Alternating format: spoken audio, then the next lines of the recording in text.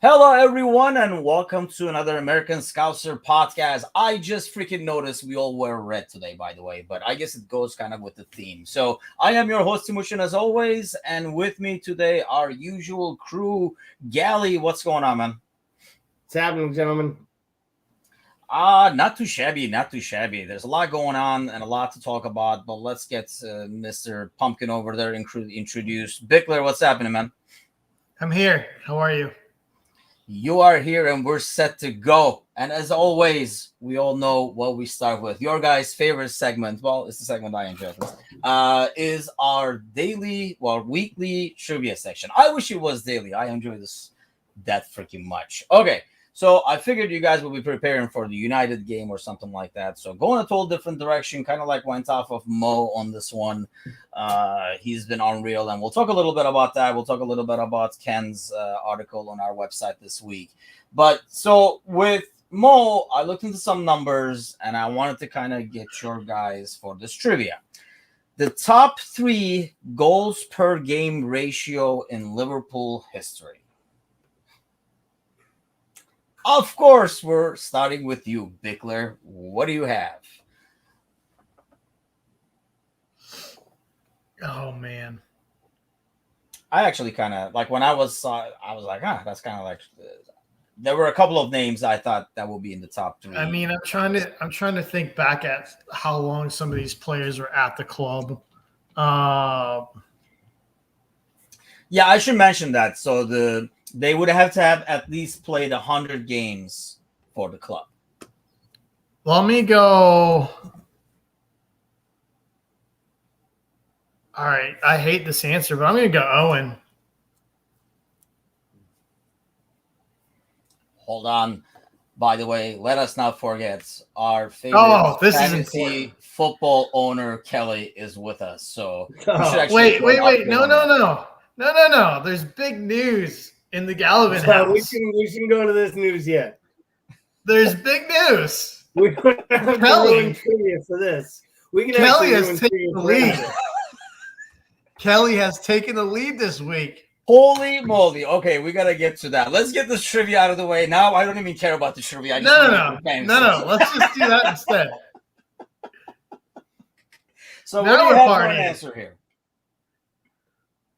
Are you asking me? I just gave you an answer. Oh, what was the answer? Who are the top 3? Give me the answer again. Oh, top 3. I thought you wanted to give us the number 1. Oh, no, top 3 so that at least you can get a couple of them right, you know? Yeah, that's good. I like that. I don't know. I never know these. I'm gonna go Mo Salah, Michael Owen, Ian Rush. So Matusha, Suarez, Torres, Benayoun. Really? Benayoun. Nice. I didn't see that coming. Okay, so Jamie is joining us late. So once again, the question, Gally, for you is the top 3 goals per game ratio in Liverpool history, and the prerequisite is they would have to have played at least 100 games for the club. What do you have? I'm going to say Owen, Salah,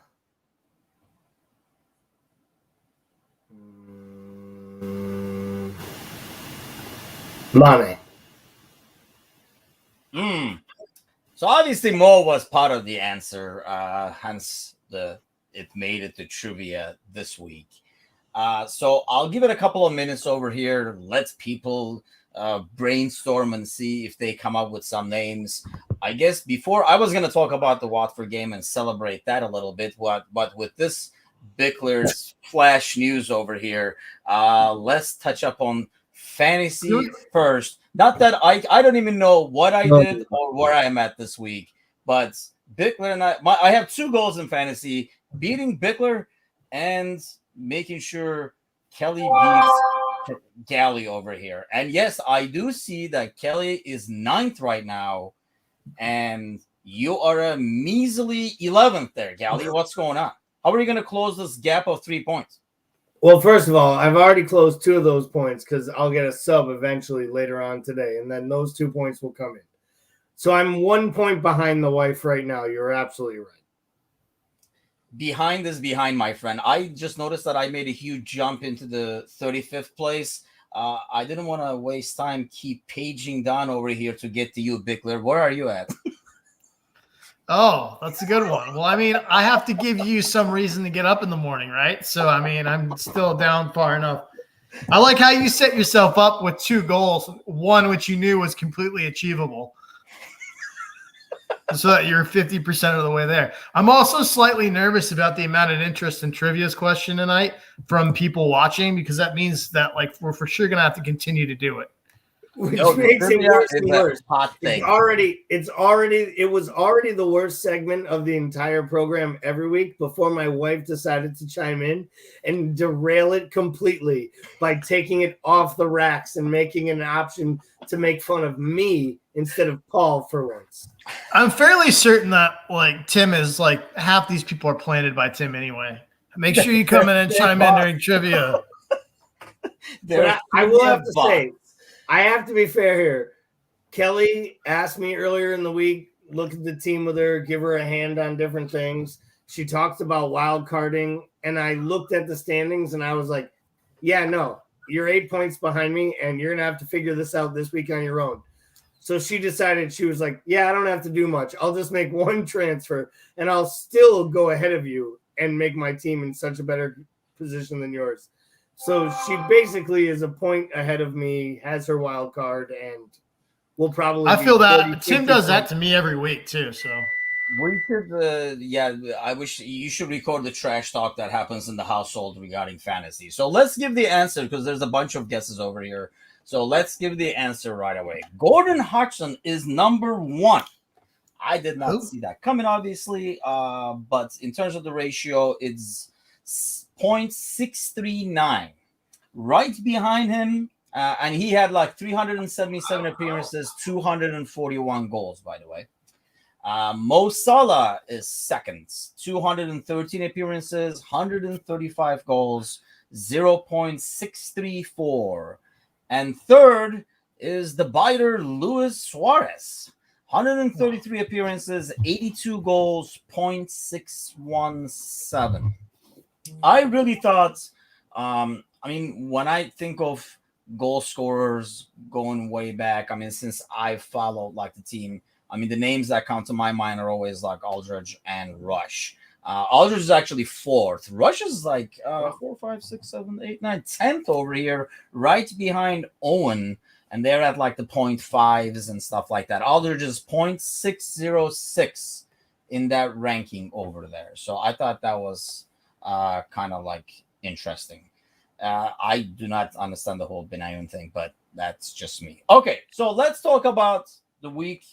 The few days passed, and then let's look at the lineups moving forward. So the Watford game, probably like the ideal scenario. It almost looked like, why do we need any Brazilians? Well, obviously Bobby had the hat trick, but great performance overall. I don't think there's much to complain about, but that's when Bickler comes in. What do you say, Bickler, about the game? That was great, right? That was a lot of fun. I try to keep it in perspective.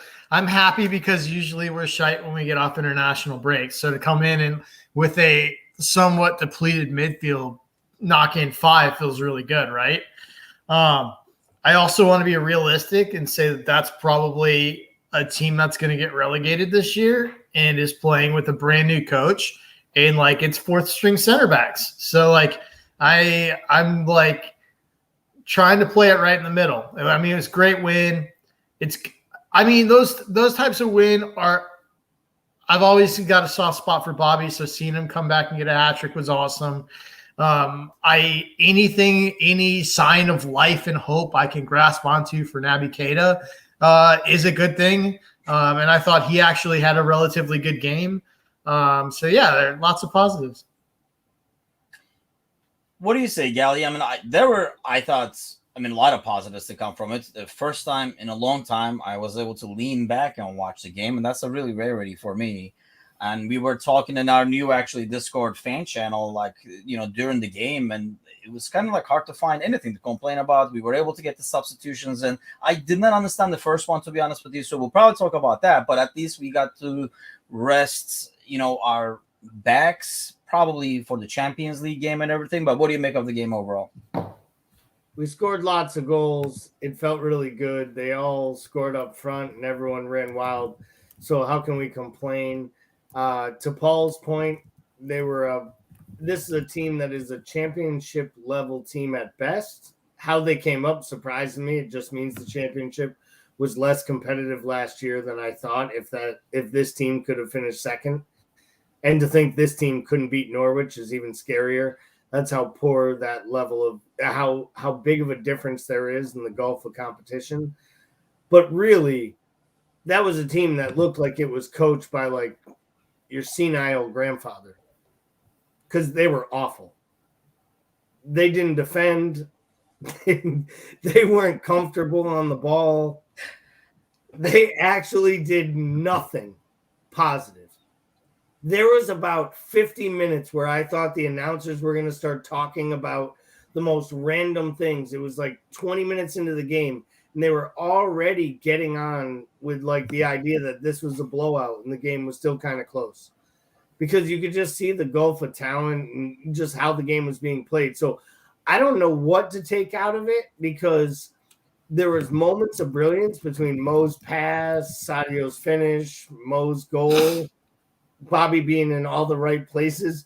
But really, at any moment, they could have just zoomed in on the manager, and the Tinkerman himself looked as if he was like, why am I here? And will I still have a job by Thanksgiving? And if I do you think the Puzos will give me my Christmas bonus? It reminded me of games where it's like an early blowout in like football, and sometimes or like a rain delay on freaking like baseball or something, where they're just like trying to make like small talk because the game was like too easy and embarrassing to talk about. I mean, they were all over Rose, and he did look terrible. I did not realize he was there. I guess like going into the game, I was slightly worried just because that's what I do as a lifestyle. And also it's, when a new coach comes in, everybody's trying to be like, like it's almost like, reboots everything, the processor is faster, hard drive is faster. So I was kind of like thinking there would be something like that, and they would have like a bit more of a fire lit under him and stuff, but it just looked complete opposite. It just looked like they had no idea what they were doing. Is that mostly because of us, or is Watford this bad, Paul? I mean, I just think they're that bad. Like I said, I think they're pretty depleted across the back line defensively. They're not with their best players anyway. But I mean, I think I don't know if you can have one without the other. Like, I think it's probably a scenario of both. Like, we're a tough team to play. Who wants to play us? Also, Watford's really bad. I mean, I don't think those are like mutually exclusive ideas. I think they come together, and I think we were really good. I think the thing that was encouraging to me was that the energy levels were good. Things looked sharp. I mean, oftentimes when we come off international break, things just look slower and sluggish, and we knew that we were missing loads of people anyway. So, I mean, that was good to see those players, that group of players playing together with that kind of crisp interplay. And I just thought, I mean, it looked good. Spacing looked good. Movement looked good. But yeah, Watford's a bad team for sure. And I don't know, man. I don't really have – Danny Rose is kind of come under it because he was bad, and he's clearly overweight. But, I mean, I don't know. I have a tough time taking a dig at Danny, just knowing that he's had a pretty public battle with his mental health. And I don't know, one of the side effects of antidepressants is weight gain. So maybe that's a thing. I also just – I mean, for me, it's like – 31-year-old guy who's seen better days. I just don't feel comfortable going after Danny Rose. I'm a bit concerned from him because I know he doesn't enjoy football anymore. So I do wonder what he's still doing in the game personally. But yeah, I guess that's the extent of my Danny Rose stuff. But yeah, Watford's not great. Yeah, They're not a good last team. time I saw Rose, he was in a room talking to Jose Mourinho about not being too happy and stuff like that. I had not seen much of him since, to be honest. But two things I wanted to talk about the game, and then I figured we will kind of move forwards and talk about the upcoming games, the lineups and stuff like that. So first off, obviously, and I don't know if all the readers, listeners right now, if you guys haven't out, go to the website and check out like Ken's piece on Mo Salah's contract and stuff like that. Because obviously it's the talk. It would probably normally be the talk, but he's playing out of his mind, and which kind of like makes it even a bigger topic. I mean, this is like him so far, and he could have, I guess, like 8 and 8, and this would be like the record breaking if he scores against Madrid. We were assuming he's going to play against Atletico Madrid tomorrow. Gally, let me go with you. I mean, wage structure, and obviously we talked about this before. It's a lot of conversation between like the FSG out people and FSG in people and stuff like that. We talk about money being spent, or kind of like digging in and spending too much money and stuff like that. In terms of wage structure and stuff, isn't he at this point kind of like earned the right to be paid whatever? Well, whatever is a ridiculous number, because that could be any number. It could be $500,000 a week. It could be, so whatever doesn't make sense. Now, does he deserve $350,000, £350,000 a week contract when we weigh in bonuses and different structures? I believe he does. I think it's time for Liverpool to set their wage structure. And what I mean by that is they've done a good job of keeping fair and moderate increases for all their players within reason of performance. And they've done that even with Virgil and Allison and great players by keeping them just even with each other in slight increments. Here's the thing. One guy has now jumped everybody on the ship. Mo Salah is playing at a level that is, fair to say, at a different level than everyone else at the club in his position and in his state of the game. And he should be compensated for that. So if that means having to give him another $125,000, $150,000 a week more than everyone else at the club, I think you can do that now, and you can justify it when they look for their pay rises and act as if you don't have to pay them that until they reach those heights. I just think he's moved to a different level that this club has ever seen. And I know that's crazy to say. I think right now he might be the highest level star Liverpool's ever had since the game has become so marginalized and globalized when it comes to pay.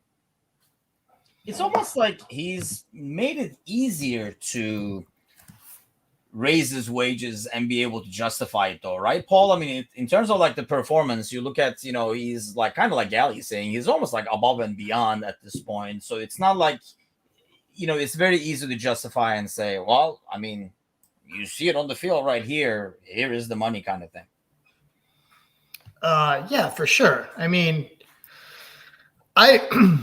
it's weird to me. I don't really understand why we're having such a huge conversation about his contract. I mean, he's got like 2 years left on his contract. It's still a ways out. I mean, my guess it's a combination of the fact that he's clearly the best player in the world right now, and also people are short on avenues to go after FSG. I think it's a combination of those two things.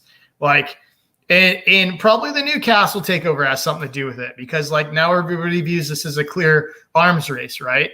And we're worried about hanging on to our best player. I think our ownership has proven over time that we work strictly off analytics. However, that being said, for every piece of data, there's an outlier. And I think that we've proven that we will pay over the odds for outliers, right? I mean, if you look at what we did the year we brought in Allison, VVD, we look at all these things. I think it's like, I have no reason to feel like this isn't going to be sorted. And the other thing is, I think people are forgetting that most of our contracts, we have a wage, yes, we have a wage structure, but I think we're also forgetting that most of these contracts are pretty,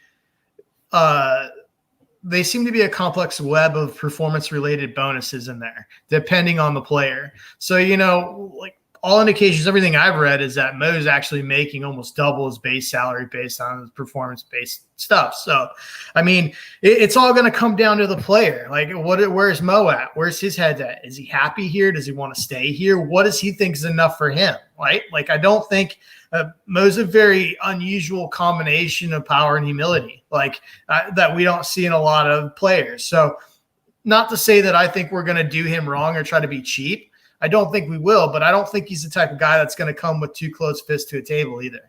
So I find it it's weird to me that we're talking about this. It's 2 years out. I don't know. Maybe I'm just being grumpy. I mean, it's possible too. Oh, hey, I'm wearing the grumpy hats, but you can be the one that's grumpy. That works. Keeps the equation. I don't know. I feel like it's maybe because of his performance. Newcastle, that's a good point. Not that I see him going there. I feel like if Mo goes anywhere from Liverpool, it would not be in the Premier League. It would be, either, PSG or, I can't see him going anywhere. To be perfectly honest, I cannot see him going anywhere. It's purely, it's only Barcelona or Madrid, and he wouldn't go to Barcelona to be broke and play with a bunch of 18-year-old kids waiting to win. And maybe he might go to Madrid someday if he really wanted to do that. But honestly, is he ever going to have as much enjoyment getting whistled at in Madrid in all white by fans who can barely pronounce his name and could care less about who he is or what he's about than he would be at Anfield on a Sunday afternoon getting screamed at by 50, 60,000 people singing his name? And it won't be the same. It won't be the same if he plays in Germany. It won't be the same if he ever plays in Italy again. He knows what he has here. He just wants to get his money. He deserves his money. He'll get it. I think so too. I feel like this is going to be sealed pretty soon, and you might be right, Paul. It might be just some, fuel to the FSG out conversation and stuff too. So let me get to the second one. I want to I kind of want to get your guys' take on this, and the listeners right now and people online as well. What maybe it's just a defender in me, but the offside onside call on our third goal. Where the defender makes a lunge because Mo is coming behind him. Who's in an offside position?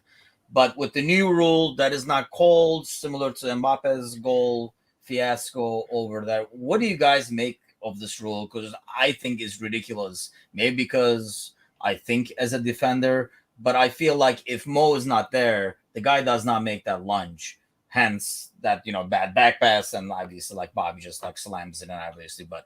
Gally, what do you say? I don't know. I was when I saw it, and then afterwards they were showing the highlights, even Stitch did not get the treat right away because I was like, bro, this is going to get called off. No treat for you yet. So he's waiting. I'm waiting. We're watching. And then I was like, oh, I guess it's a goal. Here's a treat. So what do you make of it? All right. So I scored dirty goals all my life. Goals kind of like that, bouncing off goalies after other defenders wanted offsides. So I'm an offensive player, so I'm going to say no offsides. But that's just being biased. The truth of the matter is they changed the law. They changed the law to get rid of the ambiguity and to get rid of the subjectiveness of it. So for that, the referee and VAR in that matter did the right thing in calling that a goal. They changed the law to say we don't have to worry about the player from behind. If he or she did not play into that play, as in had direct contact with the ball, make motion towards the ball, or come in direct line of the goalkeeper or defender in playing that ball, the defender's actions are theirs. So he kicks the ball back to the goalie, it bounces off him, and Bobby taps it in. It's a goal. See, I have a problem with the law. I understand they're following the new rule. I have a problem with the law. For example, boys are saying not offside. Mo was not involved whatsoever. I totally disagree with that because as a defender, that dude knows Mo is lurking behind him. Does he really hear know? Footsteps? So if you know somebody's behind you, it's almost like when the cross comes in, you don't know if somebody's behind you. You kind of hit it out to the corner anyway because you don't know what's behind you. Over there, he does not lunge to the ball if Mo is not there. So Mo is in the play. And that's the part I guess I had a problem with and kind of not a big fan of that adjustment because I think it makes it even worse. And I know somebody was asking online, I think it was in the I can't remember which group it was in, but how was that any difference than when they take a shot? I think it was the Everton game. Took a shot, came back from the goalie to the wide side. The guy kicked it in. It was a goal, but he was offside because when the shots came in, he was in an offside position. How was that any difference? He was not in the initial play. He's just tapping in a rebound. Am I just thinking too much as a defender over here, Paul? You're the striker, so you give your angle there. I mean, no, I agree with you pretty much. I mean, I think it just comes down to the fact that, like, why are we doing, like, what are we doing? Like, are we now changing laws to make things simpler and less ambiguous for referees, even if it doesn't make sense for the game? Like, that's my problem with it. It's like we're trying to clean up the reffing, but like it really, like, that's not how football's played, and it's confusing for the players. And I agree with Tim that, like, you know, like, I don't think that move is made if he doesn't either sense that Mo's there or figure that Mo's there 99% of the time. So, yeah, I think that's what the majority of us are sort of agreeing on, is just the fact that, like, by law the call was right, but should that be a rule that, like, it just doesn't seem to really mesh with what we've done historically in football. Yeah, I mean, David Jennings is a good point. I mean, it's too much to put on the refs to interpret if a player is interfering with play. Just make it based on actual contact. And I understand that probably helps them out, but it goes back to my original question. Then why is the guy that's coming up? I mean, I guess Mo never came in contact over there, so that would be the difference compared to like a rebound and stuff like that.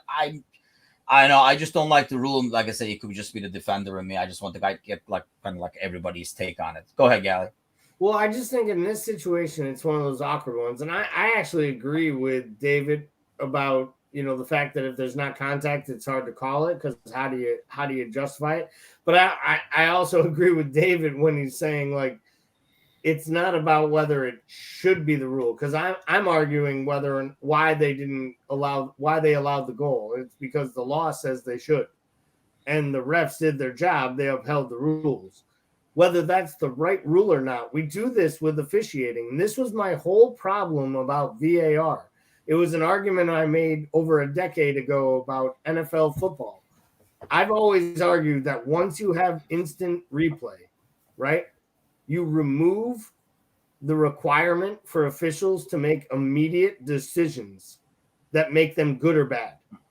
That once you give them replay, you allow the human mind to know that there's something to protect them and cover them on the back end. So it makes officiating harder. And I think football, because they've gotten so much criticism over VAR, and the way that they've actually attributed it to the game, that they've tried to change the laws to make officiating on the field easier, so that when VAR is used, it won't make on-field officiating look so bad. When really we should be about bang calls at the moment, because without video replay, that's what you get. You get great officiating or poor officiating, but at least you have one type of officiating. And now I feel like the goalposts, to steal a football term, are always moved.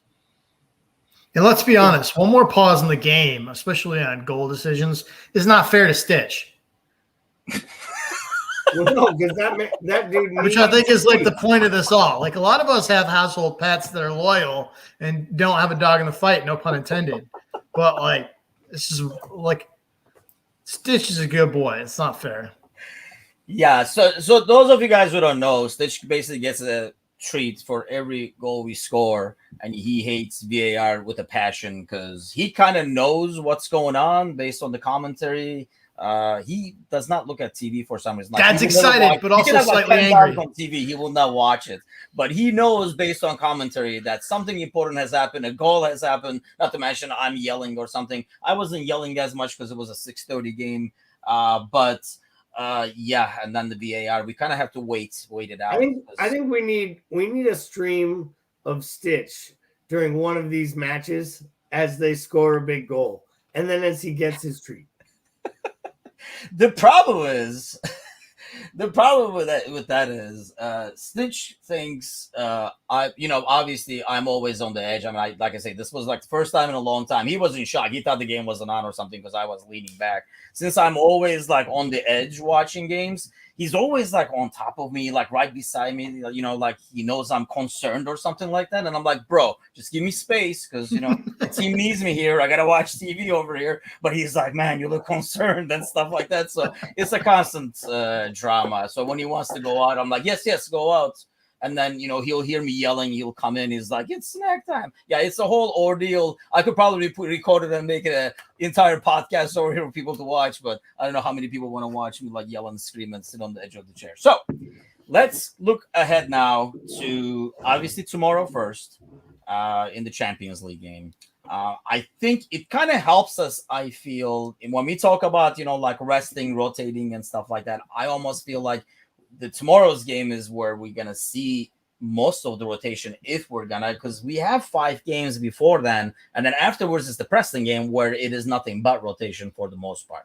So, Bickler, let's start with you this time. What do you expect in terms of lineup tomorrow? Do you expect any changes? Obviously, the Brazilians are going to come in. You don't really expect rotation tomorrow, do you? Like, we got Matip 3 times in a week again. Let's roll. I mean, I think the only rotation you're going to see is the Brazilians coming back, Alisson and Fab. You're going to see that. Robbo and Trent got rested. I mean, they got pulled early, got subbed off early, so they'll probably be back. I think it's going to be the same team for the most part, man. I think Fab's going to slot in, move Hendo up a little bit. But, maybe you see Milner instead of Naby in this one, especially with some, that can be a chippy game. Maybe we want to have somebody more physical than Naby in there. Although I thought Naby worked his socks off and was pretty physical second half. So I don't know. I could see that being another switch, but I don't think there's going to be much rotation at all. How about you, Gally? I mean, do we see? I was thinking Milner over Keita as well, just because it's Atletico Madrid and it will be a physical game. It's just like their style as well. So probably a better person to put in there is Milner, and then you can always bring like Keita and stuff off the bench or Ox or whatever if you need to. I guess, do we still like see the trio up front? Do you put Jota in there? I feel like coming from a hat trick, it's kind of hard to rest Bobby. Yeah, I think it would be hard to rest Bobby. I wouldn't be overly surprised if Mane got sat for this match in Madrid just to get if Jota is 100% healthy. Because I think he is going to start rotating some of those guys now that Bobby is fully back to fitness. And we saw his importance pressing from the top. I think that was a huge part of why we look so good finally again. Why do we look so good defensively? I don't know. Our best defensive player started from the 9 position. It worked out pretty well. But I could see Bobby starting. I also think it's 2 days, so I think he could switch up a few different things. I'm with Paul. If there's rotation, we'll all be shocked. I think there should be. I think honestly that probably Gomez should probably start at center back with Van Dijk or Konate, one of the two. I think Matip should be rested before the United game. I just think asking this many games is a little too much early in the year, but I think you play as tough as you can. In the midfield, I'd start Keita because I think when Naby Keita plays good performances and doesn't give you a reason to question his performance, he should play again when you don't have a better player to start in front of him. And if that player is James Milner after playing 80 minutes, including 25 at right back when you could have taken him out. If he had to start in Madrid, he should have come out on the 60-minute mark. And you should have brought Neko in at that point. Why send him to right back unless you were planning to give him a break in midweek? I found that substitution confusing. I was almost glad in a way, especially, we talked about like Robo, playing nonstop for Scotland during the break as well and stuff like that. And it was probably, good to get in the rest and, the Greek Scouser out there playing. I was shocked to see, okay, like you said, if you're going to put Milner, if Nico was available, why didn't he come in initially? And I know Milner was not too happy to come out. I didn't know if he was not too happy to come out because he wanted to keep playing, because it's kind of like a fun game to play if you're up 5-0 and things are rolling. Or it was maybe he thought the same thing. He was like, shit, if you're going to put Nico in, then why did you make me suffer as right back? Because I'm sure he does not enjoy playing right back. I think in terms of rotation, and David Jennings mentioned the same thing, risky playing Milner twice a week. I mean, in terms of when we talk about risky playing a lot of times, what's the first name that comes to mind? Bickler? I don't know. Why? Oh, I thought you'd be all over this. Matip was probably my biggest concern because, I mean, he is key to that defense and on the ball as well. But, man, I worry so much about something happening to him because I really feel like has been over the season like one of the best overall performances. If you look at game by game and give people ratings, I would think his average will be pretty darn high. He's basically the only person above him right now for player of the year at Liverpool is Mo. Period. Yeah, I would agree to that because, I mean, in terms of consistency and what he's done and what he's brought, I feel like, he has been, like instrumental. We got to bubble wrap that guy because he's the one that, if anything, could get hurt. But at the same time, does not sound like a good game to kind of like trot out Gomez or even put Konate in there with not enough experience. I know you're like the main concern when we don't do rotation is Matip. That's why I figured you'd be all over it, Bickler. What do you say? Maybe it was too obvious. I think I'm still in trivia mode. But yeah, I mean, obviously that's a huge concern for me. And I think we all know this since the last Champions League match when I flipped out and everybody was telling me to calm down. So yeah. So I'll just say this.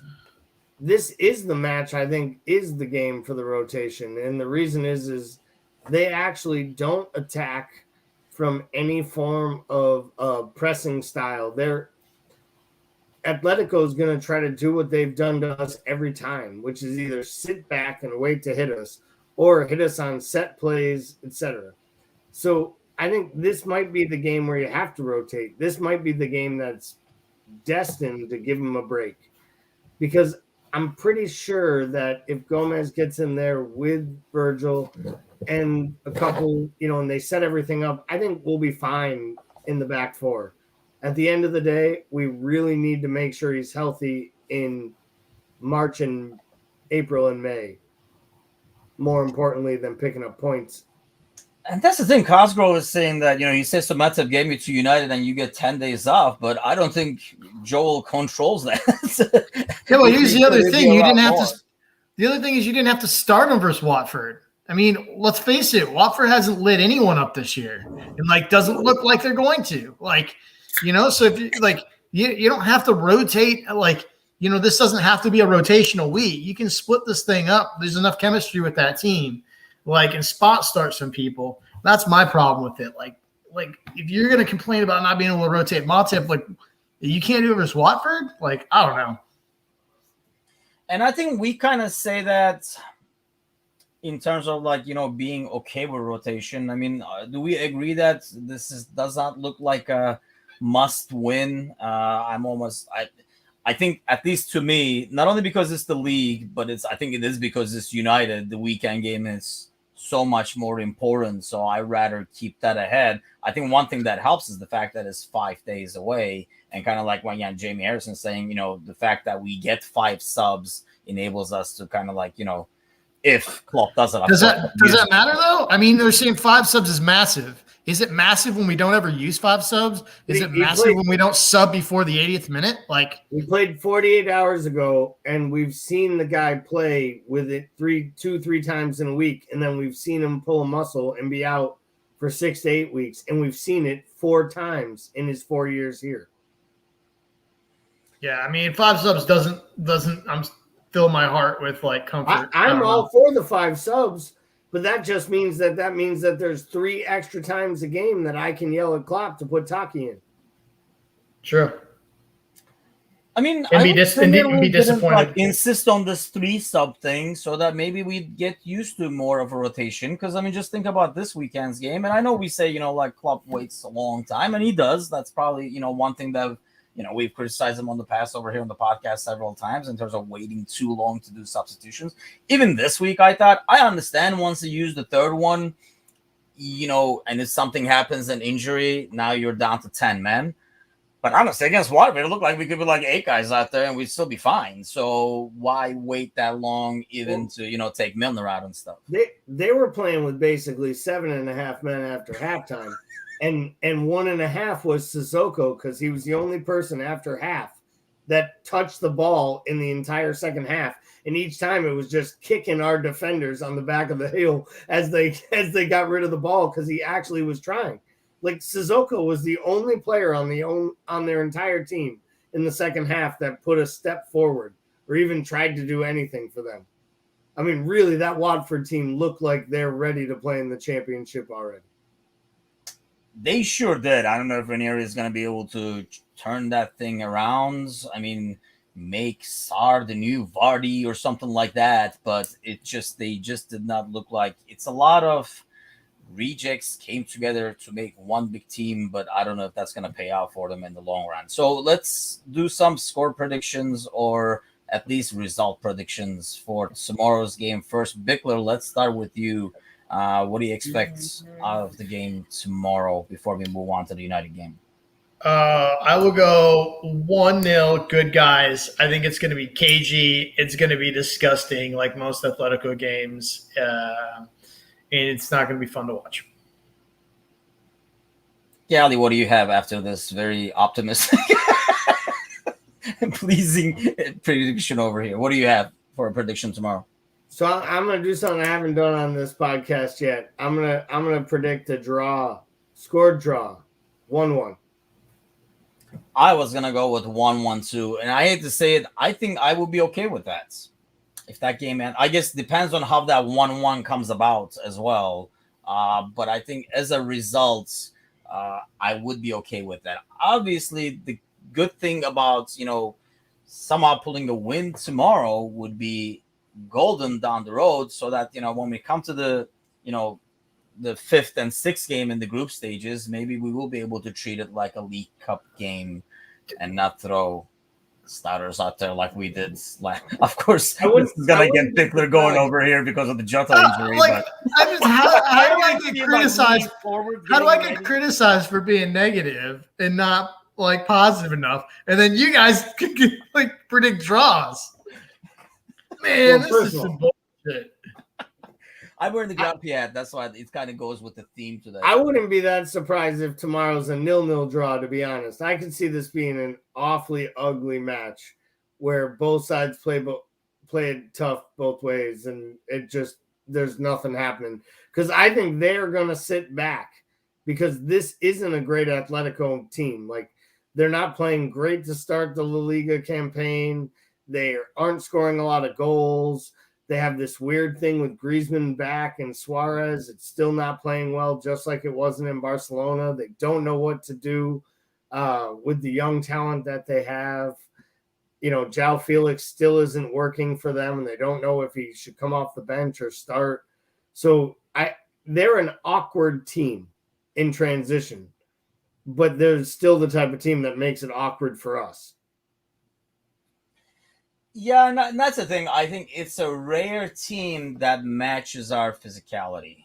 And that's probably why we have usually a tougher time with teams like that because a lot can't. I mean, you look at, this Watford game, for example, this weekend, and it just looked like men against boys. And that happens a lot when even in that Watford game, you can tell that if this team is not all in for that, physical, full-blown, non-stop go mode, the moment they kind of slow down, even Watford started to create chances and stuff like that. So this team has to kind of go for to be able to play the way they do. See, that's that kind of optimism that we're looking for. David Cosgrove says 3-0 for Liverpool for this game. I don't know. To me, that's too optimistic, but I do think with all the talents out there in terms of finishers, I would think we would see some goals. But like I say, I would be okay with a draw moving forwards, because to me, the biggest game is United's, especially if you guys do not know, the listeners or ones tuning in right now, my brother is a United fan. Don't ask me why. Don't ask me how. Who knows what brothers do? But so this is kind of like a key game, and it's United, and I think it's huge for the league. My only fear is this could put Ole out of the job, and I don't know if I want that, because God forbid if they get somebody who knows what they're doing with the people that they have. How do you see this one coming about, Gally? Well, I see it being really fun on Sunday morning. I see that much. I think it'll be stressful. It'll be irritating. I, too, don't want Ole to lose his job. That said, I'm not that worried that they get a world-class manager, because I think he'd have part of the problem that the inept manager they have now can't handle, which is how do you deal with a team that's unbalanced and isn't really built to succeed, but is built to look great on paper. I think Ronaldo was the final piece of Ole losing his job. No, because I think he was actually they were building something, whether they knew it or not, whether he was trying to do it or not. They were actually acquiring some young talent, different players, trying to develop a style. And then they just threw it all in because they were so afraid Ronaldo was going to play 5 minutes with Manchester City and might lift the trophy with him. And they were so afraid that they sold everything they'd done for. I mean, they've made every mistake you could make since Fergie left. And it's been brilliant to watch. And honestly, hiring Ole was one of those mistakes. But somehow getting Bruno, getting Pogba to start playing well, signing an older Cavani to bring stability, bringing up Greenwood, they were starting to put pieces together. They lucked into Varane. It looked like they were putting some pieces together, and then they go out and they drop it all in the middle, push all their chips in, and say, "Yeah, we'll bring in Ronaldo. That'll make us better." And it's completely rolled backwards. I honestly believe they are worse than they were in week 2 before they had signed Ronaldo. What's your take, Bigler? I mean, the odd thing is, obviously it doesn't fit what they want to do. But here's the thing. I mean, obviously, if you're going to go out and get a player like Ronaldo, you're not going to expect Ronaldo to change now, first of all, after all this. And that's not why you're getting him. You're not getting him so you can mold him to fit your team. You kind of have to adjust everything you're doing to fit Ronaldo, because you have one of, the all-time best players on your team, even though he's a lot older, obviously, but still, the dude is good and in shape and everything like that. But he's never going to be the guy who's going to press and stuff like that. So you have to change everything around him. But if you look at it, he still has a bunch of key goals for him, because really, otherwise, they're kind of dreadful. Maybe they would never be in those situations for Ronaldo to score and save them if, he wasn't there and they had like a proper team that plays as a team. But at the same time, you look at the other side of it, and I know, like, in terms of, like, you talk to a few United fans, and they're like, well, he's the only guy who has finished this year. So what do you make of that experiment? Obviously, they just got him so that he wouldn't go to City, clearly. But what do you make of it?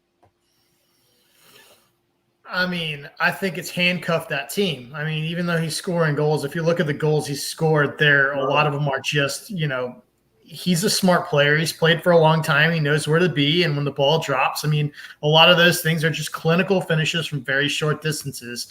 The axis of that team and what made that team successful is Bruno Fernandes. And essentially all the flow is going through Ronaldo at this point. And it's all forced through it. And Bruno is trying to force the ball through to him. So, I mean, I'm fine with it, because to me, they're 1,000 times harder to play against when everything is actually going through Bruno. So fine with it. I mean, Ronaldo's annoying. He's just super obnoxious. I mean, so I think it's almost like watching like WWE. It's a perfect fit for going back to that team that way. And then, I mean, I'm good with it. I don't know if I'm like as far down the scale as Cosgrove, where I think everybody on United are shit. What scares me about United is we struggle with teams that counter against us, and they have a ton of pace. So that's the thing that scares me about United. Got a ton of pace across the board up top. They can counter us. So that's the thing I would worry about us. The one thing that makes me feel better is knowing that Ole is not a tactical mastermind enough to copy Brentford and Chelsea and City and the teams that did a good job of like sort of pinging that ball into the right side of our defense consistently. So here's to hoping he doesn't copy that, and we should be fine. But I think like the biggest criticism he gets, like if you ever, watch, like a United fan station and stuff like that and like listen to United fans, is the fact that with all these players they have, like world-class players in midfield, like Pogba and, Bruno and stuff like that, they still play this like ridiculous long ball all the time. And getting back Rashford was not a good thing because I think that's kind of like player we will like struggle with. The line, setting that back line and not letting them go is going to be the key because that is all they're doing right now is playing the long ball and hoping somebody makes that run. And that's kind of how they scored the second game against like Leicester as well with like Rashford. And I agree. I kind of worry about those. Even in our, peak, we kind of like struggle playing at Old Trafford as well. It's just the environment and stuff like that. The only good thing going right now, I guess, is the patience meter is a lot lower in the fans. So if you can get them into a situation where they, we take the lead and they kind of look out of sorts, you can kind of get the fans on your side and affect them. It almost like they become like Arsenal-like fans in the stadium.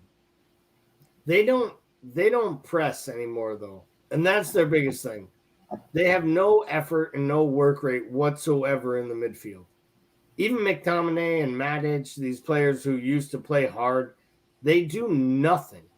They honestly, they looked lost without their Fred. That's what they looked like at Leicester, They were out there and they were like, where's Fred? This doesn't make any sense. Where's that guy running around doing nothing in the middle of the field? Where's Fred? Fred? Like they were just yelling off in the corner. Like I can see it. But they did. They looked lost without Fred. That's where they're at. I don't think that they're rough shot with like world beaters all over the pitch because they don't have a player in the midfield. And Paul hit on it, right? He talked about Bruno Fernandes. But here's the thing. We all watched the Euros, right? Portugal looked a good side at times when Bruno Fernandes is sitting on the bench. You know why? And you're smart enough to know he doesn't play with Ronaldo because they don't fit. Because each of their weaknesses is not doing enough on the other side of the ball. So I'm not sure that Ronaldo and Bruno Fernandes will ever work.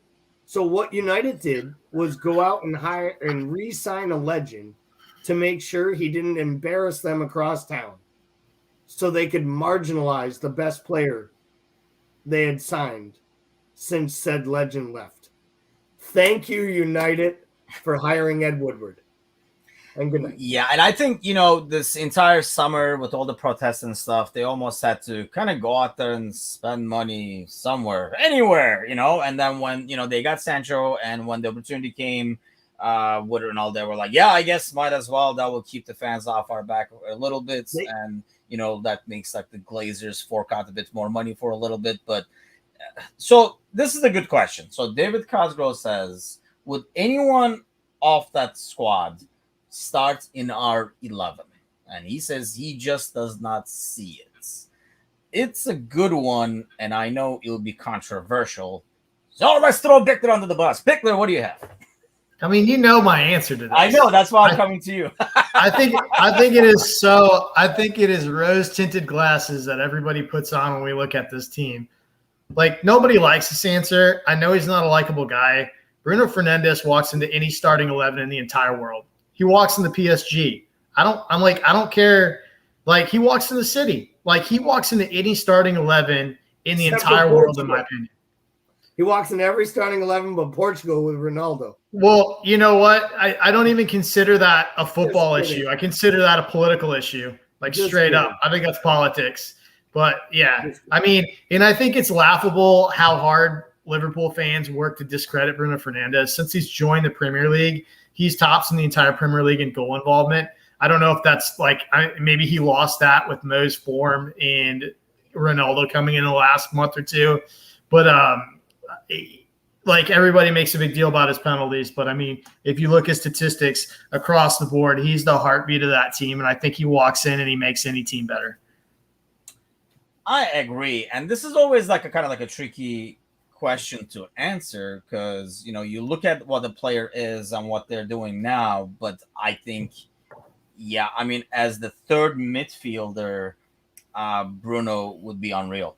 I mean, we constantly, you know, talk about, you know, instead of Keita having Bruno over there, for example, nothing against Keita, but would be an upgrade. And I know, here's the thing, you know, you look at how Bruno plays now, but you look at how that team plays now in United. I feel like Bruno, if he's playing on this team, would fit with the rest of the team when it comes to, you know, like the running, the pressuring, and the defending that we require out of the midfielders. I mean, he was a player that, you know, was rumored with us back in the day. And I know I was partially hoping that we would go for it. We did not end the season after, obviously, he came to United. But I feel like out of that 11, you know, Scouser mentions like, you know, I mean, definitely not Maguire, especially not in his recent form. And I don't think he's like a good fit overall. And the other players, yeah, you can like see them go in, but not replace some of our players like Rashford and stuff like that. Do you take him, Gally? No, I question what. Well, he wouldn't play for our side because I don't believe that Bruno Fernandes could play in Jurgen Klopp's system, which is why he's not a Liverpool player, in my opinion. I don't think he could because I don't think he would press enough. I don't think he would defend enough. I don't think Jurgen Klopp would play with 4 attackers, which is what you have to do to have a flair player play like him behind the front 3. And he couldn't play either of the wings, and he wouldn't play through the center. So he doesn't fit in Jurgen's 4-3-3 or his style of football. That said, I think he's a world-class player that's really, really great. Personally, I think if there was one player on the entire United squad that could fight for a spot to break our first 11, it would be Mason Greenwood, because I believe Mason Greenwood strikes a better ball than maybe anyone in the Premier League. Because when he hits a ball flush, whether it's on the wing, on his left foot, his right foot, with his head, outside the box, inside the box, it always looks like it has a chance to go in. And he's still 20 years old and is scary, scary, scary good. That's why when they talk about signing all these great, great players, it makes no sense to me. Like, I feel like they have a striker that they need to groom, and they can just keep making mistakes and bring in. They should sign Harry Kane just to stop Mason Greenwood from being the best striker in England. Because for me, he could fight his way into our team, and that's the only player in their entire setup that I think could actually argue away or fight away into our 11. I agree with Cosgrove. I mean, yeah, he's a good player. In terms of taking him into the squad, yeah, I'm with you, but I don't see him like into the 11, which I think like what he was initially trying to ask. I mean, one thing that I think they have, and, you know, more power to them, I hope they keep going like this, they sign a lot of attacking players that, you know, even Greenwood, you know, you see when Lingard comes in, same thing with Martial plays, Rashford, they have almost, you know, we always complain about, depth. And I think this is when it backfires for them, because when they come in, I almost see a lot of these guys keep cutting in, taking a shot, and there is no team play and interplay among the forwards, because it feels like everybody's trying to kind of make the most of their opportunity that they're going to get, kind of thing. Probably, especially now where they know Ronaldo is going to get his freaking opportunity either freaking way. So one spot has automatically be taken out. But hey, more power to him. I hope they keep going like this. So you were going to say something else?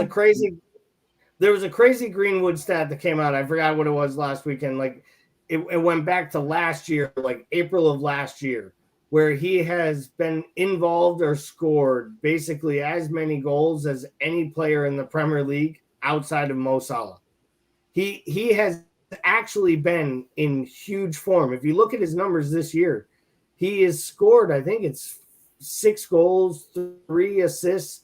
He's put players on pressure. He scored at the end of last year. He's really kicked on for United to the point where he is the focal point of their offense outside of Ronaldo right now, even past Fernandes. So I think he's really moved his game to a different level. So when I see the comments about, 2-3 years on, I think he's scoring at the same clip. And these same folks were asking for Bobby to be benched and for us to play Jota, and then they complain about his goal involvement. So I just think it's Paul's rose-colored glasses that we look through that make us realize how much we love our players and kind of hate everybody else's.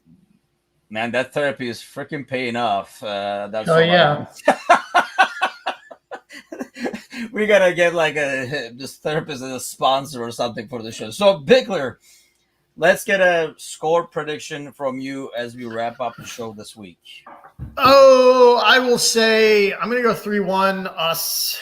I think that United is vulnerable defensively. They've got injuries. They're inconsistent. I think we'll put some through, and I think they'll probably get some sort of ugly cheap goal at some point late in the game. What do you have, Gally? 4-0. God damn, I thought Cosgrove was optimistic. Okay. Nope. I'm expecting like a wild game. I say 4-2 good guys, where every time we think the game is pretty much done, they get like a bullshit goal.